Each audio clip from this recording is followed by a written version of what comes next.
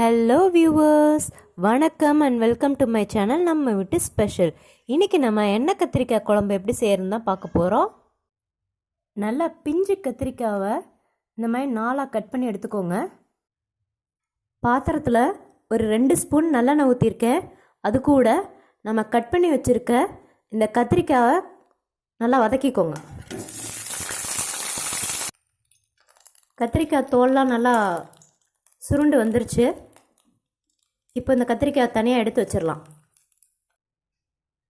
பாத்திரத்தில் ஒரு 4 ஸ்பூன் நல்லெண்ணெய் ஊற்றிருக்கேன். எண்ணெய் காஞ்சதுக்கப்புறம் தாளிக்கிறதுக்கு கொஞ்சமாக கடுகு, உளுந்தம்பருப்பு, கொஞ்சம் கருவேப்பிலை, 1 ஸ்பூன் சோம்பு, கொஞ்சோண்டு வெந்தயம், இதெல்லாம் போட்டு தாளிக்கணும்.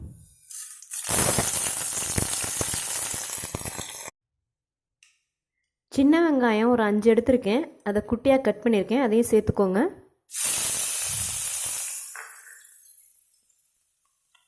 ஒரு தக்காளி பழம், அதை குட்டியாக கட் பண்ணியிருக்கேன், அதையும் சேர்த்துக்கோங்க.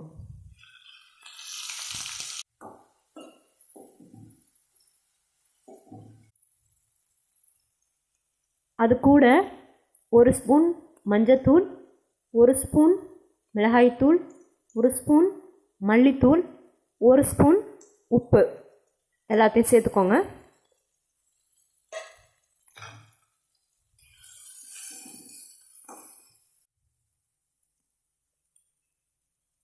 கொஞ்சமாக புளி எடுத்து தண்ணியில் கரைச்சி வச்சுருக்கேன், அந்த புளி தண்ணியை சேர்த்துக்கோங்க.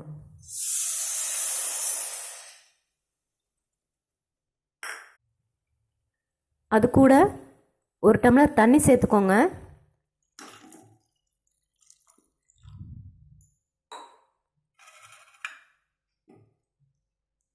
எல்லா மசாலா பவுடரோட பச்சை வாசனையும் போகிற வரைக்கும் ஒரு 5 நிமிஷம் நல்லா கொதிக்க விடுங்க. குழம்பு நல்லா வத்தி வந்துருச்சு. இது கூட நம்ம வதக்கி வச்ச கத்திரிக்காய் சேர்த்துக்கோங்க. இது ஒரு 5 நிமிஷம் லோ ஃப்ளேமில் மூடி போட்டு வேக வைங்க. அதுக்கப்புறமா நம்மளோட எண்ணெய் கத்திரிக்காய் குழம்பு ரெடி ஆயிரும். அவ்வளோதாங்க, நம்மளோட எண்ணெய் கத்திரிக்காய் குழம்பு ரெடி ஆயிடுச்சு. உங்களுக்கு இந்த வீடியோ பிடிச்சிருந்தா லைக் பண்ணுங்கள், ஷேர் பண்ணுங்கள். மறக்காமல் நம்ம சேனலை சப்ஸ்கிரைப் பண்ணுங்கள். நன்றி, வணக்கம்.